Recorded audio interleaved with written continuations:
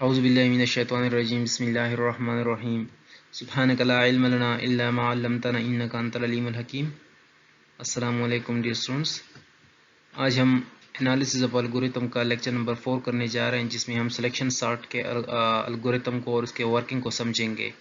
अगले लेक्चर में फिर उसको हम जो मैथमेटिकल एनालिसिस है और जो उसका एसिम्प्टोटिक एनालिसिस है वो डिस्कस करेंगे। तो सिलेक्शन सॉर्ट क्या है? It is an in place non adaptive internal comparison based in incremental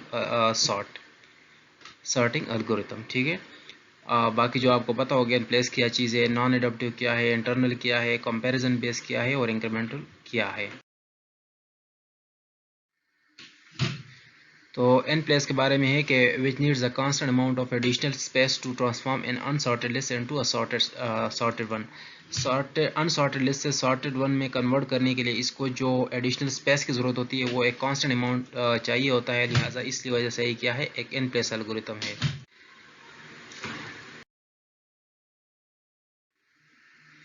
उसके अलावा हमने कहा कि ये नॉन एडप्टिव एल्गोरिथम है, तो disregarding input distribution at do a fix number of comparison while transforming an input into output. तो ये जो इनपुट को आउटपुट में ट्रांसफॉर्म करता है उसके लिए फिक्स नंबर ऑफ कंपैरिजन है, इसका जो है ना मतलब वेरिएबल नंबर्स नहीं होते। सो इसीलिए हम इसको कहते हैं क्या है, एक नॉन एडप्टिव एल्गोरिथम है।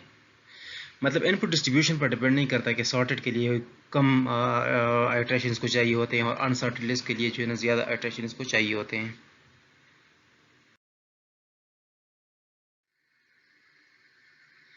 अच्छा, for its processing it needs all the input list in primary memory. ये भी आपको पता होगा कि सॉर्टिंग के दौरान इसको जो इनपुट डाटा है वो सारा प्राइमरी मेमोरी चाहिए, लिहाजा इसी वजह से ये एंटर। नेक्स्ट जो है कंपैरिजन बेस्ड एल्गोरिथम है, जो सक्सेसिव कंपैरिजन में जो है ना एलिमेंट्स को कंपेयर करके और सॉर्ट करता है।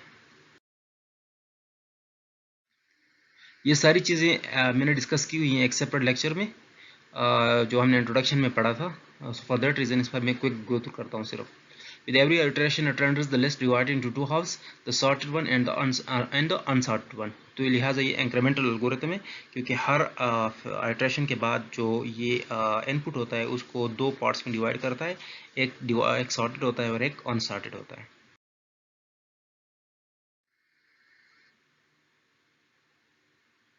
तो ये थी सारी इसकी प्रॉपर्टीज़। अब उसके लिए मैं वर्किंग फ्लो इसका थोड़ा चेक कर रहा हूँ कि कैसे इसका जो पास है या पहला पास है वो कैसे काम करेगा।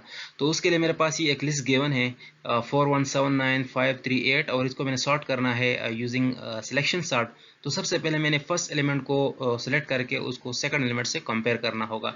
ठीक है, तो पहला एलिमेंट मेरे पास 4 है जो इन सर्कल है, और सेकंड एलिमेंट मेरे पास 1 है। इन दोनों को मैंने क्या करना है, कंपेयर करना है। और आप देख सकते हैं कि चूंकि ये प्रॉपर ऑर्डर में नहीं थे, 4 जो था वो स्मॉलर देन 1 नहीं था, तो क्या हुआ, ये दोनों स्वैप हो गए। उसके बाद नेक्स्ट टू एलिमेंट्स जो हैं वो सिलेक्ट होते हैं, जो फर्स्ट एलिमेंट को थर्ड एलिमेंट से कंपेयर किया जाता है। जो अगर फर्स्ट स्मॉलर हो थर्ड से तो उनको स्वेप किया जाता है, लेकिन इस केस में आप देख सकते हैं कि 1 जो है वो स्मॉलर है और 7 ग्रेटर है, लिहाजा इसमें स्वेपिंग की ज़रूरत नहीं है। तो हम अगले जो फोर्थ एलिमेंट है उसको कंपेयर करेंगे फर्स्ट एलिमेंट से। ये आप देख सकते हैं मैंने 1 और 9 को कंपेयर किया, लेकिन इस मतलब फिर मेरे पास जो 9 है वो ग्रेटर देन 1 है, लिहाजा ये असेंडिंग ऑर्डर में है, तो इसको मैं इसी तरह छोड़ देता हूँ। और अपना जो पॉइंटर है 9 की वजह जो फोर्थ इंडेक्स पर था, अब मैं उसको मूव करके फिफ्थ इंडेक्स पर ले जाता हूँ। उसके बाद 1 और 5 कंपेयर हुए, तो 1 इज स्मॉलर देन 5, लिहाजा स्वैपिंग की ज़रूरत नहीं है। उसके बाद 1 को 3 के साथ कंपेयर किया, अब 1 इज स्मॉलर देन 3, तो यहाँ पर भी स्वैपिंग की ज़रूरत नहीं है। फर्स्ट पास के फाइनल आइट्रेशन में मैंने फर्स्ट एलिमेंट को लास्ट एलिमेंट से कंपेयर किया, और यहाँ पर आप देख सकते हैं कि 1 स्मॉलर देन 8, लिहाजा यहाँ पर भी स्वैपिंग की ज़रूरत नहीं है। तो ये यहीं पर रह जाएगा और अगला पास में शुरू कर जाऊँगा। अगले पास में क्या होता है, पहले पास में फर्स्ट एलिमेंट को हम सारे एलिमेंट से कंपेयर करते हैं।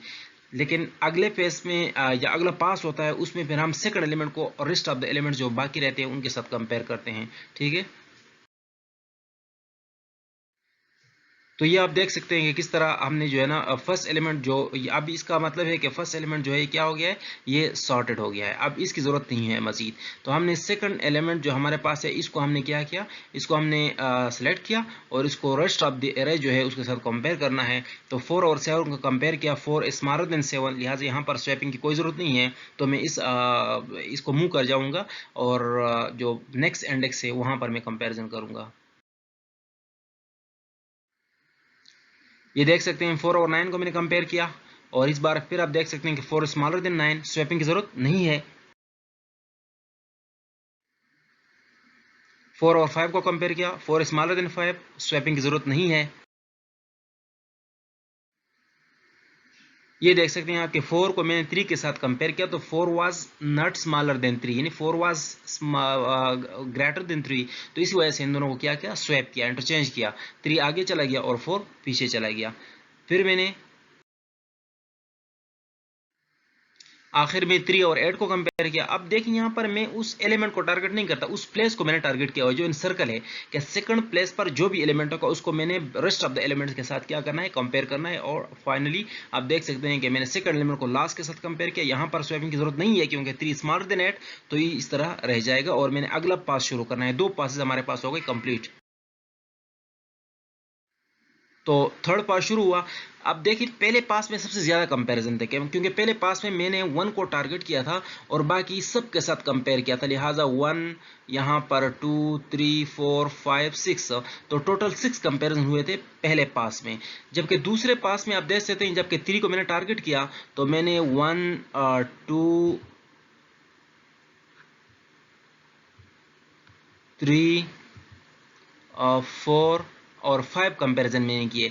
अब मैं जो है थर्ड पास कर रहा हूँ, इस थर्ड पास में कंपैरिजन कितने होंगे, इस थर्ड पास में कंपैरिजन यहाँ पर एक होगा 1, यहाँ पर 2, यहाँ पर 3, यहाँ पर 4। तो आप देख सकते हैं कि पहले में 6 कंपैरिजन थे, अगले में 5 कंपैरिजन थे और थर्ड में आप कितने हो रहे हैं, 4 कंपैरिजन हो रहे हैं। लिहाजा पर आइटरेशन जो नंबर ऑफ कंपैरिजन है वो क्या है, कम होते जा रहे हैं। तो आप देख रहे हैं यहाँ पर कि 7 9 को कंपेयर किया, 7 इज स्मॉलर देन 9, तो यहाँ पर स्वैपिंग की जरूरत नहीं है। अगले पास में मैंने 5 और 7 को कंपेयर किया तो 7 वाज ग्रेटर देन 5, तो इसीलिए दोनों क्या हो गए, इंटरचेंज हो गए। बाद मैंने कंपेयर करना है 5 और 4 को। अब देख सकते हैं कि 5 इज ग्रेटर देन 4, तो इस वजह से यहाँ पर स्वैपिंग होनी चाहिए, 4 को आगे आना चाहिए। पीछे आप देख सकते हैं कि 4 जो था वो आगे चला गया और 5 पीछे चला गया, तो यहाँ पर स्वैपिंग हो गई। उसके बाद मैंने इस इंडेक्स को लास्ट इंडेक्स से कंपेयर करना, 4 और 8 को जब कंपेयर किया तो 4 इज लेस देन 8, और जब ये स्मॉलर है तो इसको मैं उसी जगह छोड़ देता हूँ, यहाँ पर कोई स्वैप की जरूरत नहीं होगी और मैंने अगला पास शुरू करना है। ये देख सकते हैं अगले पास में मैं अभी जो नेक्स्ट इंडेक्स है वहां से आगे जाऊंगा। तो 7 और 9 को कंपेयर किया, क्योंकि 7 जो था वो 9 से स्मॉलर में इस तरह चले जाएंगे। सिमिलरली अगले पर मैंने 7 और 5 को कंपेयर करना होगा और चूंकि आप देख सकते हैं कि 5 स्मॉलर था तो यहाँ पर स्वैपिंग हो गई। अब फाइनली इस फेस के जो इस पास का जो फाइनल कंपैरिजन है वो 5 और 8 के बीच में है, लेकिन आप देख सकते हैं 5 स्मॉलर देन 8, तो यहाँ पर कोई स्वैपिंग नहीं होगी। अगला पास शुरू हुआ, 7 9 कंपेयर हुए और वो दोनों इंटरचेंज भी हुए। ये दोनों कंपेयर हुए प्रॉपर ऑर्डर में है क्योंकि 7 स्मॉलर देन 8, तो यहाँ पर ये क्या हो जाएंगे, इस तरह रहे। अगला पास शुरू हुआ, 9 8 को कंपेयर किया। अब देख सकते हैं कि 9 इज ग्रेटर देन 8, तो यहाँ पर स्वैपिंग होनी चाहिए। स्वैपिंग के लिए 8 आगे चला जाएगा और 9 पीछे चला। तो ये मेरे पास था ओवरऑल प्रोसेस के किस तरह जो है हम एक अनसॉर्टेड लिस्ट को एक सॉर्टेड लिस्ट में कन्वर्ट कर सकते हैं यूजिंग सिलेक्शन सॉर्ट। उसमें पहले पास में हम फर्स्ट एलिमेंट को कंपेयर लेके बाकी सारे एलिमेंट से कंपेयर करते हैं। और जब सारे एलिमेंट से कंपेयर करते हैं तो जहां पर फर्स्ट एलिमेंट से स्मॉलर कोई होगा तो स्वैप कर लेंगे, नहीं होगा तो उसी को रहने देंगे। इस तरह जो हमारे पास फर्स्ट पास के बाद फर्स्ट एलिमेंट जो है वो सॉर्टेड फॉर्म में होता है, वो सबसे छोटा होता है। जब नेक्स्ट पास होता है तो हम सेकंड एलिमेंट को टारगेट करते हैं, बाकी सारे एरे के साथ कंपेयर करते हैं, और अगर उसमें उनमें से कोई ऐसा एलिमेंट हो जो सेकंड एलिमेंट से छोटा हो तो उनको स्वैप कर जाते हैं। इसी तरह इस पास को खत्म करते हुए हमारे पास जो सेकंड एलिमेंट है वो भी बाकी में से छोटा एलिमेंट होगा, लिहाजा फर्स्ट एंड सेकंड एलिमेंट जो होते हैं वो क्या होते हैं, सॉर्टेड होते हैं। फिर मैंने अगले पास में थर्ड एलिमेंट को सिलेक्ट करना है और बाकी के साथ कंपेयर करना है, उनसे छोटे अगर होंगे तो स्वैप करूंगा, नहीं तो रहने दूंगा। और इस तरह थर्ड पास के खत्म होने के बाद मेरे पास जो 3 एलिमेंट्स होते हैं वो सॉर्टेड होते हैं। आप देख सकते हैं कि दरमियान में अगर मैं देखूं तो 3 पास के बाद अगर मैं देखूं तो 3 पास के बाद यहां से इधर जो एरे होगा ये सॉर्टेड फॉर्म में होगा, जबकि ये वाला जो पार्ट होगा ये अनसॉर्टेड पास में होगा। इसीलिए जो इंक्रीमेंटल मैंने कहा था कि इस किस्म के एल्गोरिथम्स को हम इंक्रीमेंटल कहते हैं।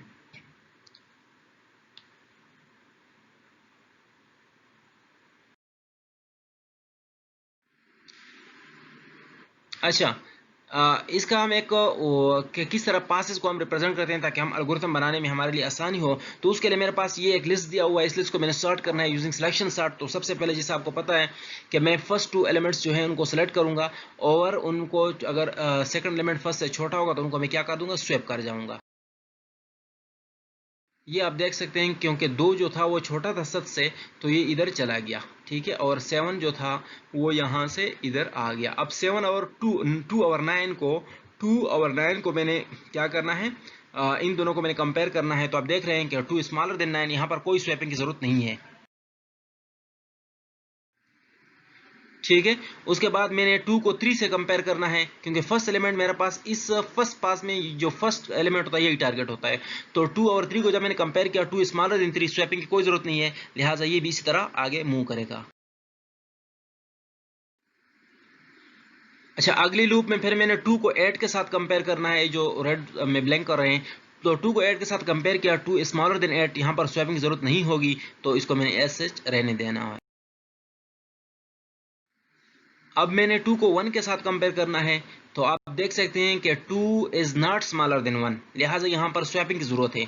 तो 1 को आगे जाना होगा और 2 को उस जगह पर जाना होगा जहां से 1 आया है। ये आप देख सकते हैं कि किस तरह 1 और 2 आपस में स्वैप हो गए। फाइनली मैंने 1 और 6 को कंपेयर करना होगा। 1 और 6 को कंपेयर करने के बाद मुझे पता चल गया कि 1 स्मॉलर देन 6, लेकिन यहाँ पर स्वैपिंग की जरूरत नहीं होगी, और इसी तरह मेरे पास जो फर्स्ट पास है वो ओवर हो गया, ठीक है।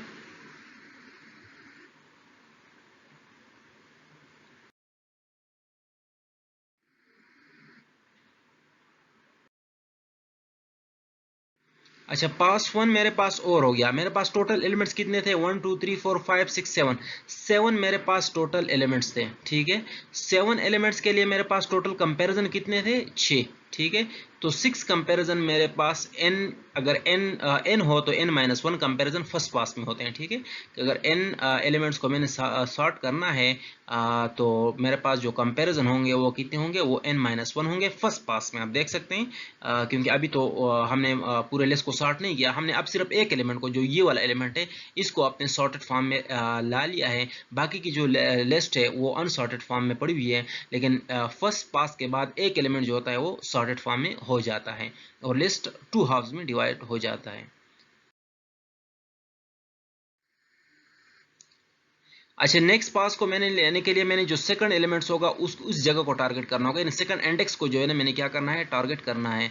सेकंड इंडेक्स को मैंने टारगेट किया, 7 और 9 को कंपेयर किया, 7 स्मॉलर देन 9, यहाँ पर स्वैपिंग की जरूरत नहीं है, और इस तरह तो यहाँ पर कोई स्वैपिंग नहीं हुई।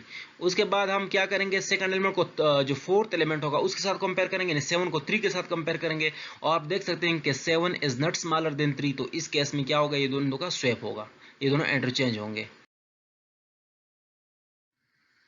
ये आप देख सकते हैं कि कैसे 3 और 7 आपस में इंटरचेंज हो गए।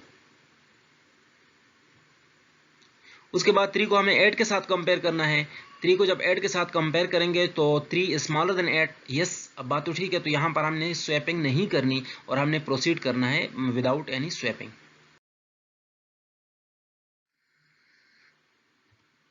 अगले में फिर मैंने 3 और 2 को कंपेयर करना है, तो इस मरतबा देख रहे हैं 3 is not smaller than 2, 3 is not smaller than 2। अगर स्मॉलर देन 2 नहीं है तो मैंने स्वैप करना है 2 और 3 को, इनको आपस में मैंने क्या करना है, इंटरचेंज करना है। तो ये आप देख सकते हैं कि 2 आगे चला गया और 3 पीछे चला गया। अब मैंने 2 और 6 को कंपेयर करना होगा। 2 और 6 को जब मैंने कंपेयर किया तो आप देख सकते हैं कि 2 इज स्मॉलर देन 6, तो यहां पर भी कोई स्वैप नहीं होगा। और इसी तरह जो सेकंड पास होगा उसमें मेरे पास जो कंपैरिजन होंगे वो कितने हो गए, सेकंड पास में टोटल कंपैरिजन 5 हो गए। अगर n इज इक्वल टू 7 था, लिहाजा सेकंड पास में जो n का अगर एलिमेंट हो तो n माइनस 2 क्या होंगे, कंपैरिजन होंगे। आप देख सकते हैं कि फर्स्ट पास में कितने थे, फर्स्ट पास में हमारे पास n माइनस 1 थे, फर्स्ट पास में n माइनस 1 थे, तो n माइनस 1 हमारे पास फर्स्ट पास के आ गए, और उसके अलावा जो सेकंड पास के थे वो n माइनस 2 आ गए। यहाँ तक जो हमने सॉर्टिंग की है इसमें हमने 2 एलिमेंट्स को सॉर्ट किया है और total comparison n minus 1 plus n minus 2 होंगे। ठीक है, ये दो आप देख सकते हैं कि यहाँ तक जो ये आप देख रहे हैं कि ऑरेंज में जो कलर हुए हैं तो ये हमारे पास सॉर्टेड हैं इस वक्त तक।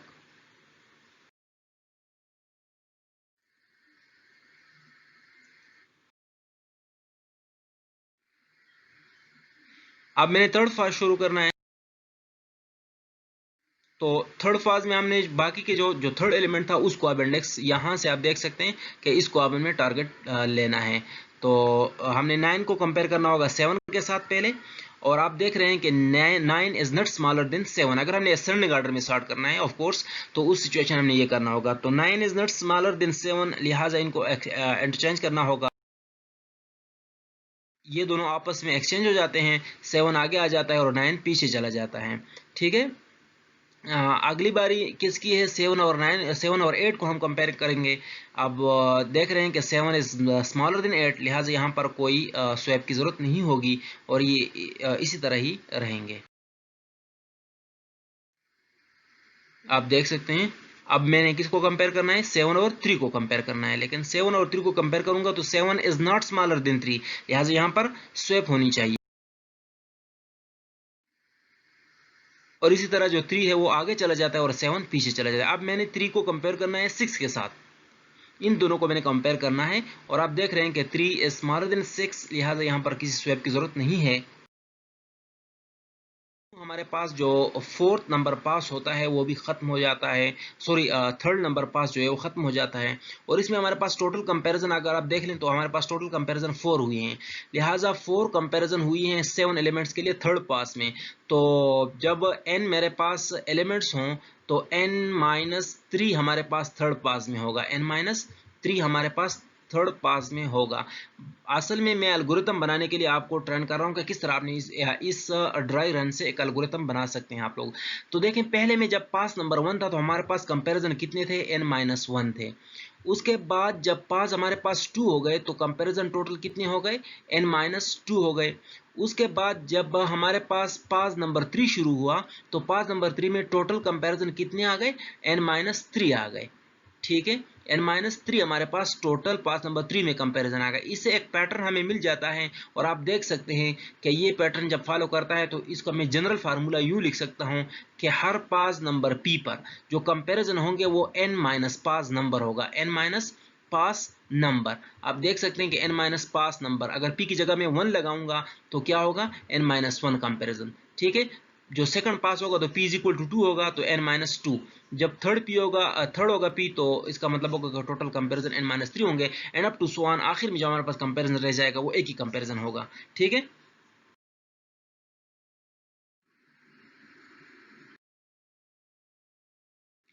उसके बाद हमारे पास जो चौथा कंपैरिजन है वो सॉरी पास है वो शुरू हो जाता है। चौथे पास में हम फोर्थ एलिमेंट को क्या करते हैं, अपना टारगेट लेते हैं और फोर्थ एलिमेंट को फिफ्थ एलिमेंट से कंपेयर करते हैं। तो 9 और 8 को मैंने कंपेयर किया, 9 इज नॉट स्मॉलर देन 8, लिहाजा यहाँ पर स्वैप होनी चाहिए, 8 आगे आ जाएगा और 9 पीछे चला जाएगा। ये आप देख सकते हैं। उसके बाद जब हम इसी को 8 को मैं कंपेयर करूंगा 7 के साथ, और आप देख सकते हैं कि 8 इज नॉट स्मॉलर देन 7, लिहाजा यहाँ पर क्या होनी चाहिए, एक और स्वैप होनी चाहिए, तो 7 और 8 आपस में स्वैप हो जाते हैं। उसके बाद हमने 7 को 6 के साथ कंपेयर करना है, और आप देख सकते हैं कि 7 इज नॉट स्मॉलर देन 6, लिहाजा यहाँ पर भी स्वैप होनी चाहिए,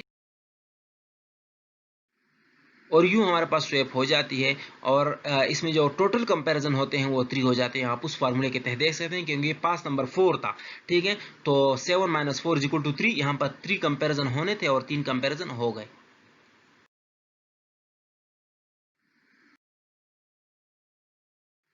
अगला मैंने शुरू करना है पास नंबर 5। पास नंबर 5 में आप ने फिफ्थ एलिमेंट को टारगेट करना है और बाकी एरे के साथ उसने कंपेयर करना है। तो 9 को मैंने सबसे पहले 8 के साथ कंपेयर करना होगा। 9 इज नॉट स्मॉलर देन 8, लिहाजा यहाँ पर क्या करना होगा, स्वैप करना होगा। 8 जो है वो आगे चला गया और 9 पीछे, ठीक है। इस तरह अब हमने 8 को 7 के साथ कंपेयर करना होगा, और आप देख सकते हैं कि 8 is smaller than 8 is not smaller than 7, लिहाजा यहाँ पर स्वैप होनी चाहिए और 8 और 7 आपस में क्या हो जाएंगे, एक्सचेंज हो जाएंगे। अब कंपैरिजन खत्म हो गए, यहाँ पर हमारे पास 2 कंपैरिजन हो गए लास्ट जो पास नंबर 5 पे, लिहाजा n-5 अगर करें 7-5 इक्वल टू 2 कंपैरिजन हो गए हैं, तो ये पास हमारे पास और हो जाता है।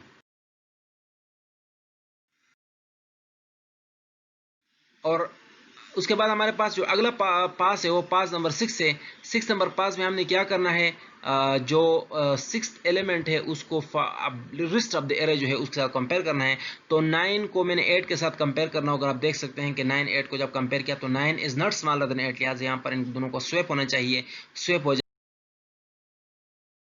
इसी तरह स्वैप हो जाते हैं। और हमारे पास जो आखिर में जो 6 नंबर, सॉरी ये इनफैक्ट 6 नंबर पास है, तो 6 नंबर पास में क्या हो जाता है, हमारे पास जो एरे है वो सॉर्टेड फॉर्म में कन्वर्ट हो जाता है।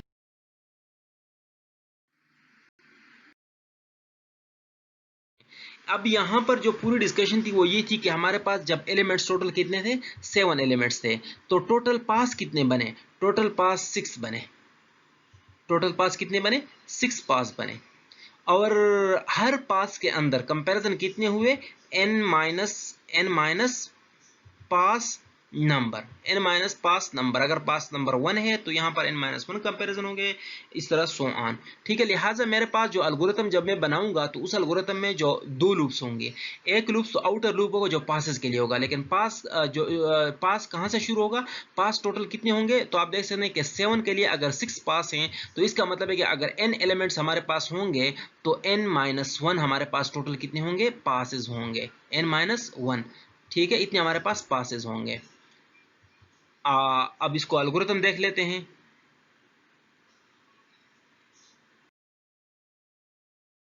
यहाँ पर आप इसके एल्गोरिथम को जरा देख सकते हैं कि सिलेक्शन सॉर्ट एक फंक्शन है जिसको मैं एक एरे ए पास करूंगा, तो ये आउटर लूप जो है for p is equal to 1 to n-1, क्योंकि कितने पासेस होंगे, n-1 तक पास होंगे, तो p इज इक्वल टू 1 से लेके n-1 तक, ठीक है। अगर आप जीरो से स्टार्ट करें, यहाँ पर C++ के पैटर्न में अगर लिखें तो यहाँ से अगर जीरो से शुरू करेंगे तो फिर ऑफ कोर्स आपने कहाँ तक जाना है, आपने n-2 तक जाना है, n-2 तक आपने जाना है, ठीक है।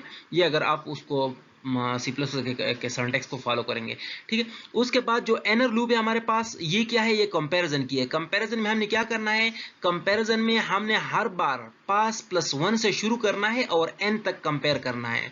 पास प्लस 1 से शुरू करना है और किधर तक कंपेयर करना है, n तक। तो अगर मैं पास प्लस 1 से शुरू करूंगा और n तक जाऊंगा तो डेफिनेटली मेरे पास जो टोटल कंपैरिजन होंगे वो कितने होंगे, वो मेरे पास होंगे कि n-p, ठीक है। ये आपको मैं थोड़ी मजीद डिटेल के साथ समझाता हूँ। एल्गोरिथम को आपने समझना है, तो एल्गोरिथम को समझने के लिए मैं आपको यहाँ पर बता देता हूँ कि किस तरह ये बेसिकली काम करता है एल्गोरिथम।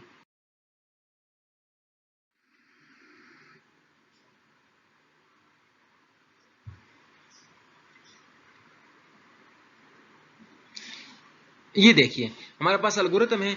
इस एल्गोरिथम में फंक्शन को सबसे पहले जब ये आउटर कॉल होता है तो इन दोनों को से for p is equal to 1 to n-1, तो यहाँ p शुरू हो गया, p यहाँ से जाएगा n-1 तक। उसके बाद जो इनर लूप है c is equal to p+1, यानी c p+1 से शुरू होगा, तो p+1 तो यहाँ पर है और यहाँ से किधर तक जाएगा, n तक।